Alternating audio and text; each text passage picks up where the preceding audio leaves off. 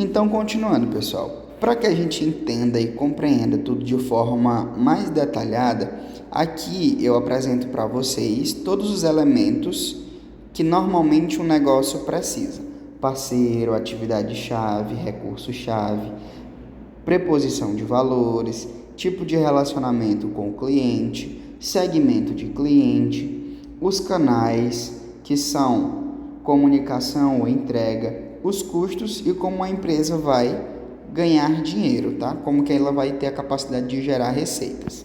O primeiro bloco, o bloco principal, é o segmento de clientes, porque sem clientes nenhuma empresa pode sobreviver por muito tempo.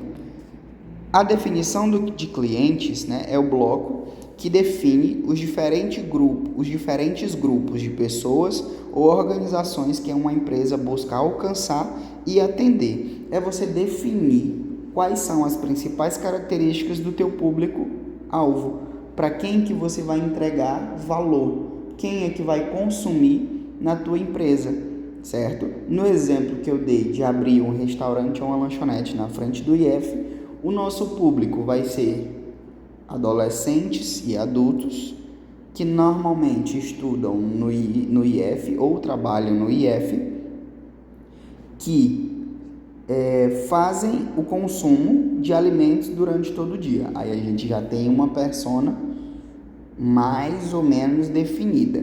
Beleza, a gente sabe que o nosso público é adulto e adolescente. Normalmente adolescente consome quais os tipos de lanche? É pizza, é coxinha, é cachorro quente, é doce. E o público adulto consome mais o quê? É mais arroz, feijão? Eles consomem mais pizzas, mais bolos? Entende? Aí, a partir do momento em que você define para quem você vai entregar valor, você descobre a melhor forma de atender esses indivíduos, por meio do padrão de alimentação, por meio do padrão de consumo, por meio dos hábitos, por meio das características de faixa etária.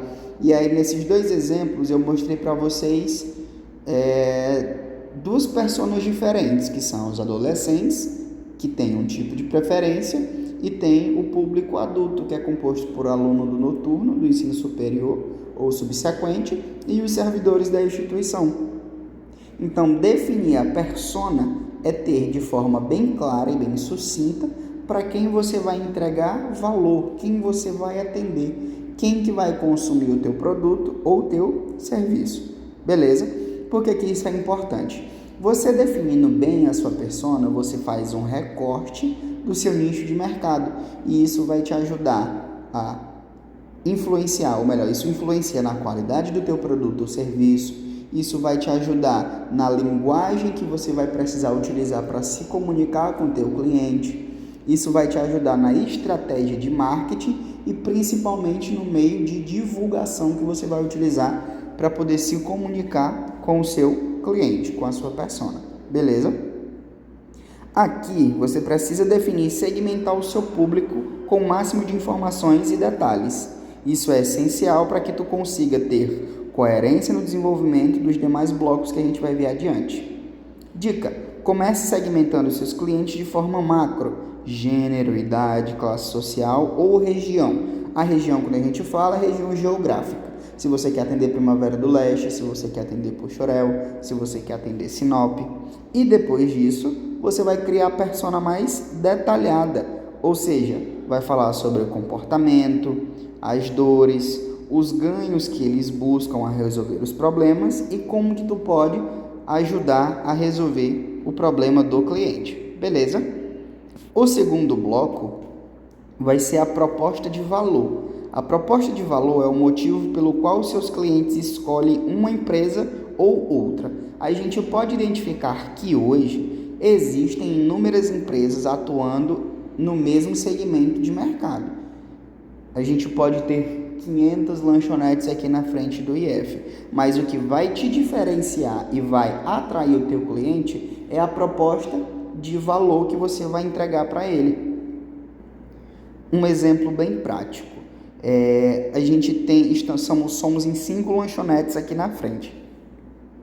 Todas as outras lanchonetes, elas vendem salgadinhos fritos, batata frita, hambúrguer. E aí o que é que a gente tem como diferencial? A gente, além de oferecer todos esses outros elementos, a gente também oferece o lanche de forma saudável, um sanduíche natural. A gente vende um salgado de forno sem que ele vá diretamente para o óleo. A nossa batata, ela não é frita no óleo, sim assada, seja lá no forno micro-ondas, em um air fry. A gente tem uma nutricionista que vai indicar o tipo de alimento que é mais adequado para a faixa etária dos estudantes. Então, qual que seria a proposta de valor nesse exemplo que eu acabei de mostrar para vocês? É que a gente vai se preocupar em, além de saciar a fome do nosso público, se preocupar também com a saúde e alimentação saudável desses indivíduos. Entendeu? Então, tecnicamente, a nossa proposta de valor, diferentemente dos nossos concorrentes, é oferecer a opção de comida saudável para quem se preocupa com a saúde. Mas para quem gosta da fritura, para quem gosta da batata frita, da coxinha, do pastel, a gente também consegue atender. Porém, como diferencial, a gente vai se preocupar com a saúde e o bem-estar de quem está consumindo na nossa empresa. Isso é uma proposta de valor. Então, o que acontece? Além de consumir o meu produto, a pessoa também vai estar cuidando da saúde. Então, esse pode ser um exemplo bem prático. Um exemplo bem presente que a gente vê aqui na instituição é a diferença em que as turmas vendem os lanchinhos nos corredores. Supondo, a gente tem a turma que vende coxinha. A coxinha, ela é entregue somente no lenço, né? Aí a outra turma, ela já embala a coxinha no papel filme, a coxinha ela já vem quente, eles esquentam a coxinha ali na hora, te entregam ela enroladinha no papel filme, te entregam um lenço e um sachê de molho. E aí qual que é a diferença? A turma que está um pouquinho mais organizada consegue te entregar uma proposta de valor melhor. Por quê? O produto ele já vem aquecido, ele vem mais apresentado. Pelo fato dele estar envolto em um papel ou em um saquinho, você tem a impressão de higiene que diferencia a turma A da turma B. Então, a proposta de valor, nesse exemplo prático, ela encontra-se no detalhe, na forma de atendimento, na apresentação do produto e também a gente atrela a eficiência quando se trata de um serviço. Supondo que a gente tem uma empresa no ramo de tecnologia e aí a gente tem a empresa concorrente que demora um pouco mais para instalar uma internet ou fazer a manutenção na rede do consumidor, a gente faz isso em menos tempo, ou seja, a gente está sanando a dor do cliente de forma mais eficiente, de forma mais eficaz. Beleza? Bora lá. Aí só lendo aqui o resumir. Esse bloco, ele descreve o conjunto de razões pela quais o seu cliente irá optar pelo seu produto ou serviço.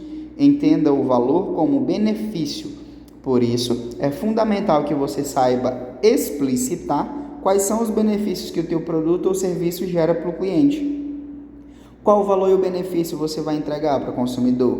Qual problema você está ajudando a resolver? Que necessidade do seu cliente você se propõe a satisfazer? Os valores eles podem ser quantitativos, preço, velocidade do serviço, ou qualitativo, design e a experiência do cliente. Ou seja, está tudo associado ao que o prof falou anteriormente. Beleza?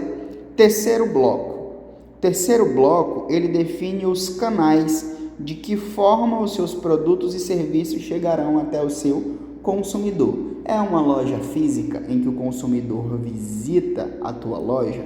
Ou ela é a loja física, mas que também tem o delivery? Ou ela é uma loja virtual que você utiliza transportadoras para entregar para qualquer canto do Brasil? Ou seja, o canal de atendimento é como você vai entregar o teu produto ou o teu serviço para a tua persona, tá? Para o teu público-alvo que tu definiu lá no início do processo. Os canais diretos são aqueles particulares, ou seja, canais do próprio negócio, como a equipe de venda, a loja física e o próprio site. E a gente tem também os canais indiretos, que são aqueles que não pertencem à empresa. São canais de terceiros, por exemplo, a distribuição por meio de atacado, revenda ou outros sites. Como o próprio nome do bloco já diz, tratam-se de canais no plural, ou seja, para que você consiga de fato comunicar, distribuir e vender os seus produtos ou serviços. Você precisa ter bem claro que é necessário construir um mix de canal. Ou seja, eu descrevi para vocês que na lanchonete a gente pode fazer o delivery, que é para entregar, a gente pode ter o atendimento via WhatsApp e a gente também pode ter a loja física. Ou seja, a gente tem 3 canais diferentes. Tem o canal de comunicação, onde a gente faz a venda de forma virtual. A gente tem a loja física, que o cliente pode visitar. E tem o delivery, do cara que liga pedindo e a gente entrega na residência dele. Beleza? Quanto mais curto for o caminho que o seu cliente precisa fazer para chegar até você, melhor vai ser. Ou seja, a loja física ela é muito importante, mas o teu cliente também precisa ter outras formas de acesso para se comunicar e ficar conectado com você, beleza? Por isso que ele menciona na parte de cima dos canais diretos. Tem o site, o aplicativo e a equipe de vendas. Quarto bloco é o relacionamento com os seus clientes. Que tipo de relacionamento o segmento de clientes espera que você estabeleça com eles? Como é que tu vai fazer para aumentar tuas vendas? Como que tu garante que o teu cliente não te troca por outro concorrente? No Business Model Canva, o bloco Relacionamento com os clientes descreve as formas e os meios que você vai estabelecer, para criar ou manter a relação com os seus consumidores. Essas relações podem variar de pessoais até automatizadas e podem também ser motivadas com o objetivo de conquistar seu cliente ou retê-lo, a fim de ampliar suas vendas. Alguns exemplos são assistência pessoal, self-service, serviços automatizados, comunidades. E aí vem sempre a dica: conquistar um cliente novo custa 5 vezes mais do que manter um cliente antigo. Então, definir boas práticas de relacionamento é essencial para a retenção do consumidor. O que acontece? Normalmente aqui ele deu as sugestões da assistência pessoal, né? Que no caso da empresa de tecnologia você tem ali o seu próprio técnico que vai fazer a manutenção quando você precisar. Isso é chamado também de pós-venda. Serviços automatizados, a gente tem um exemplo do provedor de internet que a gente tem quando atrasa a fatura, porventura de uma crise financeira, e aí a gente tem o serviço bloqueado. E aí tem um serviço automático que a gente consegue ativar, que é o desbloqueio em confiança. Quando você efetua o pagamento, você faz o desbloqueio em confiança antes que a empresa identifique o pagamento, ou seja, o seu serviço volta antes mesmo que o pagamento seja identificado pelo nosso fornecedor. Então esse é um tipo de serviço automatizado. E tem as comunidades. As comunidades onde os clientes e consumidores se reúnem e aí a empresa atualiza de forma simultânea todos os clientes sobre novidades, promoções e descontos. Aqui a gente tem um exemplo bem prático do Facebook, né? O Facebook, sempre que a gente está fazendo aniversário, ele manda uma mensagenzinha de parabéns lá para você, faz uma fotinha toda decorada. É uma ação simples, mas é uma ação que faz com que a empresa diga assim para o cliente: eu estou lembrando de você em uma data muito importante, então não deixe de usar os meus serviços, não deixe de usar a nossa plataforma. Assim, a empresa do ramo de serviço ou produto também pode fazer com o cliente. Manda uma mensagem de boa noite, informa sobre as ofertas, informa sobre o desconto. Se for uma empresa de serviço, ela pode mandar uma mensagem para obter um feedback, entrar em contato para obter um feedback, para verificar se o serviço está funcionando de forma correta, se não teve nenhum atraso, se os boletos estão sendo cobrados conforme o que foi contratado. Então, o que acontece? Aqui, a gente pode levar em consideração o foco de manter o cliente com a gente, dizendo que se importa, mandando os descontos, mandando as ofertas, mandando os novos lançamentos, se preocupando como a nossa empresa está atendendo aquele consumidor, para saber se a necessidade dele está de fato sendo atendida. Porque caso a gente não tenha esse feedback, não tenha pelo menos um pequeno percentual de certeza, esse cliente pode acabar trocando a nossa empresa pelo concorrente, beleza? Quinto e último bloco para essa aula, aí a gente volta de novo na próxima, para o vídeo não ficar muito extenso, para explicar para vocês como tudo vai funcionar. O quinto bloco, ele fala sobre as fontes de receita. Professor, como assim fonte de receita? Receita é tudo que a empresa ganha, tudo que entra de dinheiro dentro da empresa por meio das vendas, tá? Seja de produto, seja de serviço. Existem diferentes naturezas de receitas. Tem a receita financeira, tem a receita comum, né? Que é a receita que é gerada a partir da venda do produto ou serviço, mas esse não é um tópico para a gente abordar. A gente classifica melhor essas receitas e as despesas lá na contabilidade, que a gente vai ver um pouquinho mais para frente. Beleza? Beleza. Continuando.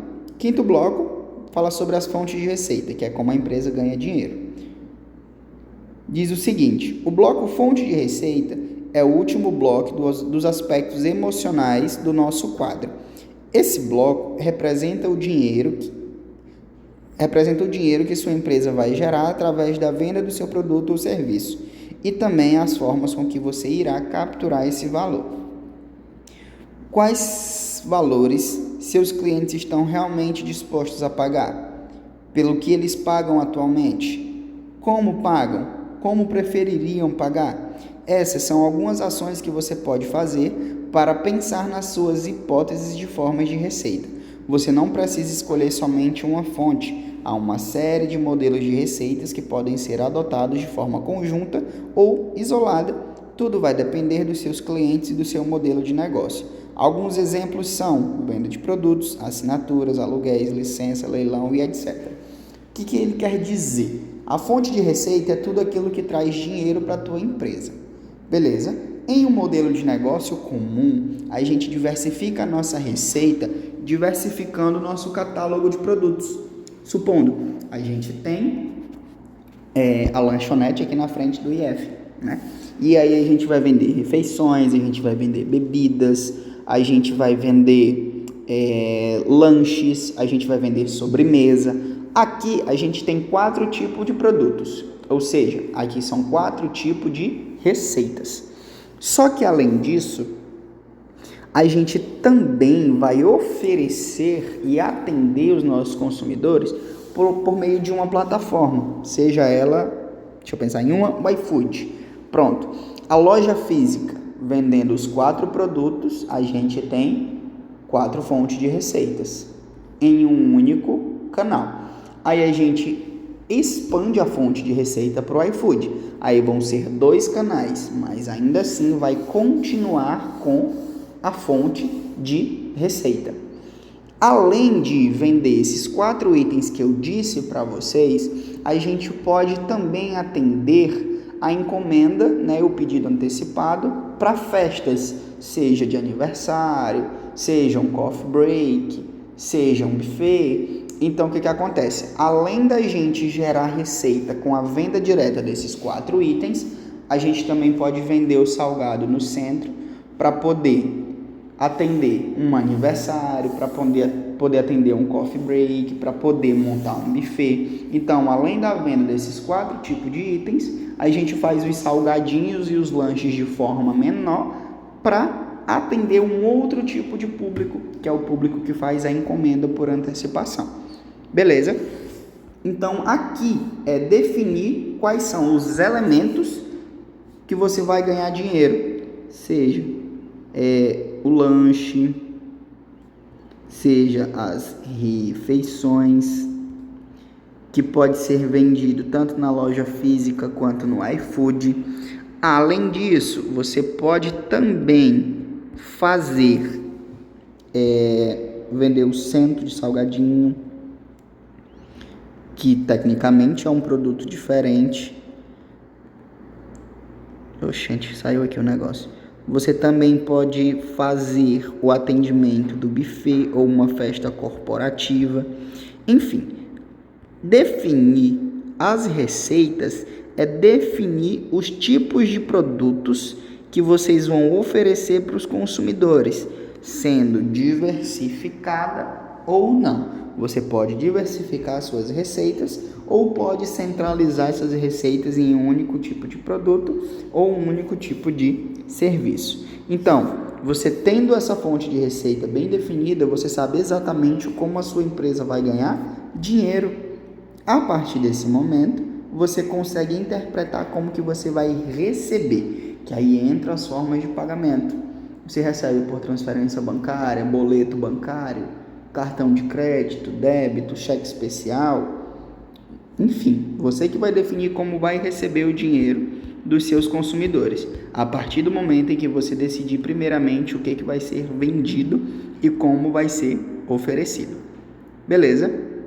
Então, próxima aula, a gente continua aqui a saga de mostrar para vocês todos os 9 blocos que o Business Model Canva tem.